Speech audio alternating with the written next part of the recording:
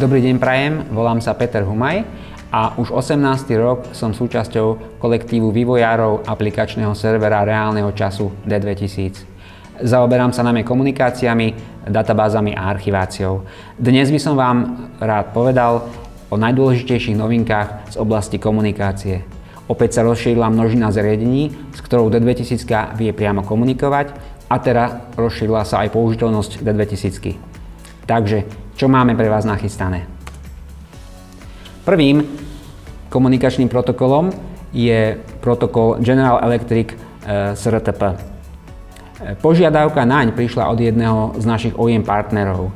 Umožní vám komunikovať nielen s PLC firmy General Electric, ale aj s robotmi Fanuc, keďže v minulosti existoval spoločný podnik týchto dvoch firiem, v rámci ktorého bol tento protokol vyvinutý.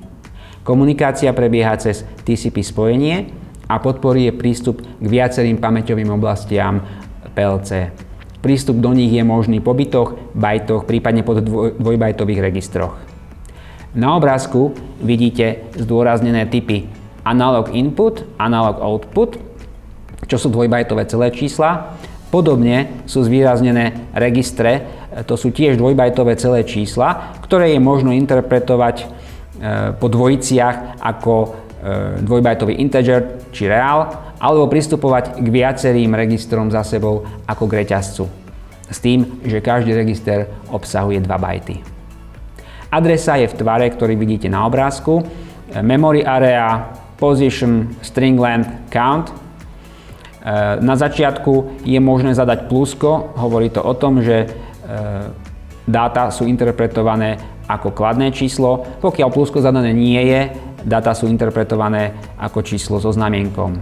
Memory area udáva pamäťovú oblasť, position je pozícia v pamäti 16-bitové číslo.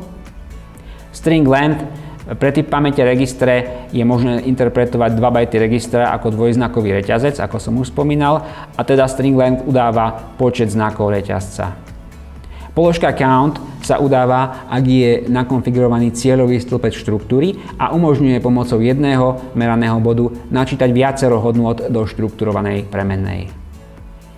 Viac informácií nájdete v našom helpe. Ten obsahuje aj rozsiahlu sekciu venovanú Fanuc robotom a prístupu k ich dátam a registrom. Robot input, robot output, group input, output, pozičné registre, aktuálna pozícia ramena a tak ďalej. O tomto protokole si môžete prečítať aj 2 blogy. A tretí blog, ktorý popisuje použitie protokolu na vytvorenie diagnostickej a monitorovacej aplikácie pre roboty Fanuc, sa v súčasnosti pripravuje na zverejnenie. Nová verzia D2000 prináša aj nový typ linky RFC2217 klient. Požiadavka naň vyšla od jedného z našich OEM partnerov. Tento štandard hovorí o riadení parametrov sériového portu, ako sú rýchlosť, parita, počet bitov a tak ďalej, s použitím escape sekvencií priamo v rámci dátového spojenia. Takže na prenos dát aj na ovládanie sériového portu postačuje jediné TCP spojenie. Na slajde vidieť niektoré zariadenia, ktoré tento štandard implementujú. Môžete si všimnúť, že sú medzi nimi aj naše obľúbené MOXy. Obrázok ukazuje konfiguráciu linky tohoto typu, vidieť aj záložku RFC2217 klient, kde sa podrobnejšie nastavujú parametre. Takže, kedy je vhodné túto linku použiť a aké má výhody pre vás?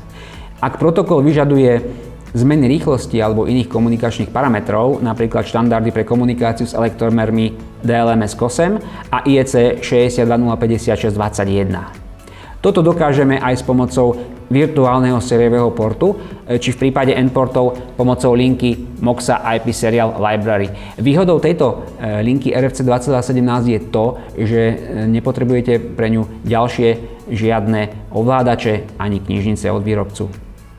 Druhou ešte dôležitejšou výhodou, kvôli ktorej bola vlastne táto linka implementovaná, je schopnosť práce v komplikovanej sieťovej infraštruktúre, kde sa vyskytujú firewally, preklady adries a podobne. Tu sa práca s jediným TCP spojením implementuje jednoduchšie ako rôzne kombinácie TCP a UDP kanálov s prípadnými dynamickými portami, ktoré používajú linky Moxa IP Serial Library, prípadne rôzne implementácie mapujúce vzdialený sériový port na virtuálny sériový port počítača. Zmena rýchlosti sa využíva aj v ďalšom prípade. Na jednej sériovej a prípadne RFC 2217 linke môžete mať viacero zariadení, staníc, z ktorých každá komunikuje s inými parametrami. Preto máme aj v konfigurácii sériovej a RFC 2217 linky možnosť nastavenia až 4 módov, ako vidíte na obrázku. Za predpokladu, že sú to protokoly typu Request Response, to znamená, že zariadenia neposielajú data spontánne, bude komproces meniť mód linky podľa konfigurácie stanice, teda dotazovaného zariadenia. Na obrázku vidíte aj zoznam komunikačných protokolov, pre ktoré bola táto linka podporená. Ďalšou novinkou je protokol Omron FINS. S jeho pomocou môžete pracovať s PLC firmy Omron, ktoré sú používané napríklad v potravinárskom priemysle. Implementácia tohto protokolu si vyžiadala opäť prax. FINS protokol má dva varianty. Pôvodná FINS UDP na komunikáciu používa UDP pakety, novší protokol FINS TCP používa TCP spojenia. Kedy chcete jednotlivé varianty použiť? Pokiaľ sa jedná o komunikáciu v jednoduchom sieťovom prostredí, odporúčame variant FINS UDP. Ak je sieť komplikovaná v čítanie firewallov, prekladu adries či iných chuťoviek, odporúčame variant FINS TCP, pokiaľ ho konkrétne PLC podporuje. Nevýhodou je väčšie množstvo prenesených dát. Každá výzva, aj odpoveď, je zabalená do 16-bajtovej obálky. Navyše pri nadväzovaní spojenia prebehne úvodný handshaking, počas ktorého si obe strany vymenia niekoľko komunikačných parametrov. Konfigurácia stanice obsahuje IP adresu a port zariadenia, ktorý je štandardne 9600, ako vidíte na obrázku. Na nastavenie parametrov protokolového rutovania, teda prístupu k PLC umiestnenému za našim PLC, slúžia parametre protokolu Source a Destination Network Address, Node a Unit, ako vidíte na obrázku v protokolových parametroch. Podobne ako Modbus pracuje Omron FINS s dvojbajtovými registrami, ktoré majú 16-bitovú adresu. Navyše zavádza ešte oblasti pamäte, Memory Areas. Adresa v D2000 je v tvare Area Offset Bit Type. Area je oblasť pamäte, napríklad Auxiliary Area AR. Offset je adresa registra, čiže už spomínané 16-bitové číslo. Bit slúži na výber bitu, môže to byť číslo 0 až 15, pokiaľ potrebujem pristupovať k individuálnym bitom registra. A type udáva interpretáciu dát. Pre jednobitové hodnoty je to hodnota bit. Pre jednobajtové hodnoty môže byť byte U alebo byte L podľa toho, či chcem horný alebo dolný byte registra. Jednoregistrové hodnoty majú typ podľa interpretácie dát. Môže to byť celé číslo bez znamienka, celé číslo so znamienkom, môže to byť BCD kodované číslo, alebo dokonca BCD kodované číslo so znamienkom. Dvojregistrové hodnoty, tam je to podobné, navyše pribudla interpretácia hodnoty ako 32-bitového reálneho čísla. Pozrime si príklady. DM10, takže oblasť je DM, register číslo 10, interpretovaný defaultne ako 16-bitové číslo bez znamienka. HR0200.0, oblasť HR, register číslo 200, najnižší 0 byte.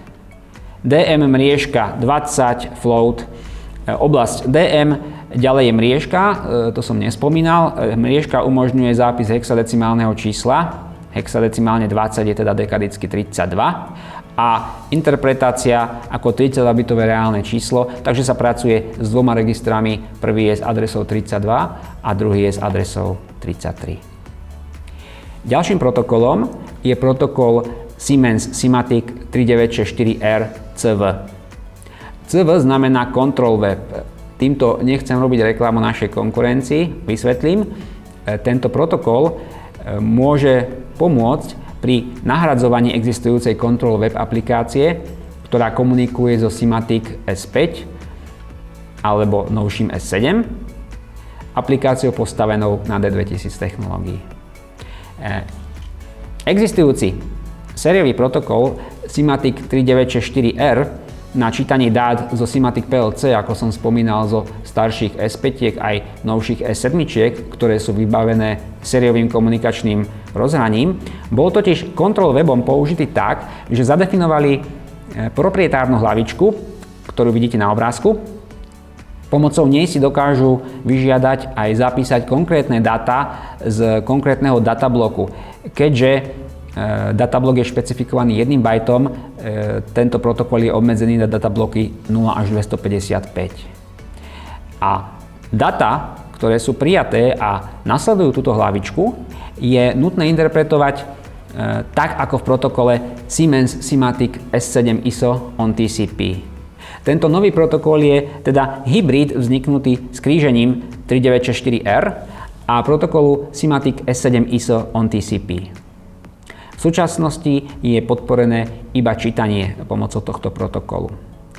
Podporili sme pasívny mód a aktívny mód. V pasívnom móde protokolu vieme robiť odposluch existujúcej komunikácie, a teda buď iba strany PLC, alebo obidvoch strán aj Control Webu, aj PLC. V aktívnom móde posielame aj požiadavky na čítanie, a teda nahradzujeme Control Web aplikáciu. Poslednou novou vlastnosťou, ktorú chcem zmieniť, je browsovanie v protokoloch IEC 101 a IEC 104. Na čo je vám dobré browsovanie? Browsovanie vám uľahčí zadanie adresy meraného bodu alebo stanice na základe dát prijatých z komunikácie. Browsovanie teda samozrejme funguje iba pre funkčnú komunikáciu. V najnovšej verzii D2000 sme podporili browsovanie pre protokoly IEC 101, a to v balancovanom móde, v móde Master aj v móde Slave, a pre IEC 104 vo variantách klient aj server. Takže čo je podporené? Poprvé, dokážeme nabrowsovať adresu stanice, čo je vlastne ASDU adresa z týchto protokoloch. V konfiguračnom dialogu na obrázku vidíte okrem ASDI adresy v prvom slupci aj názov stanice, ak je už ASDU adresa použitá. Dialóg vyzerá rovnako pre všetky spomenuté protokoly a líši sa iba názvom protokolu v záhlaví. To bola konfigurácia stanice. Podporené je aj browsovanie adresy meraného bodu. Ako to funguje? Adresy bodov, ktoré sú prijaté v IEC 101 a 104 komunikácií, buď ako hodnoty alebo ako príkazy, sú ukladané do cache umiestnenej na stanici. Pri otvorení browser dialogu sú tak okamžite k dispozícii. Toto je pohodlné a je to dobrá vlastnosť, ale v niektorých prípadoch môžu cacheované dáta spôsobiť prílišnú spotrebu pamäte. V takom prípade je možné použiť nový parameter COM procesu, KDBC, čo znamená COM Disable Browser Cache, a túto vlastnosť zakázať. A teda túto cache vypnúť. Pre takýto prípad bude browser dialog naplňaný iba priebežne po svojom otvorení, ako COM proces prijíma hodnoty z komunikácie. Ako vyzerá browser dialog, môžete vidieť na obrázku. Opäť je rovnaký pre protokoly IEC 101 aj 104 a líši sa iba hlavičkou. Užívateľ vidí adresu meraného bodu, v terminológii protokolu Information Object Address, číslo a popis prijatej ASDU, hodnotu z komunikácie, prípadne aj s príznakmi weak a invalid, a v poslednom slupci informáciu, či je už k tejto adrese pripojený nejaký meraný bod. Na druhom obrázku vidíme hodnotu 0 s príznakom weak, ktorý je nastavený na základe príznakov z komunikácie. Ak chodia priebežne z komunikácie nové hodnoty, či už na existujúcich adresách alebo nových, tento dialóg je automaticky aktualizovaný. Ďakujem vám za pozornosť a prajem vám veľa úspechov pri používaní a nasadzovaní nových komunikačných vlastností. V prípade otázok nás môžete kontaktovať e-mailom alebo prostredníctvom kontaktného formulára na našom webe. Ak máte záujem o informácie v dianí našej spoločnosti a o D2000, sledujte naše sociálne siete. Odkazy sú pod videom.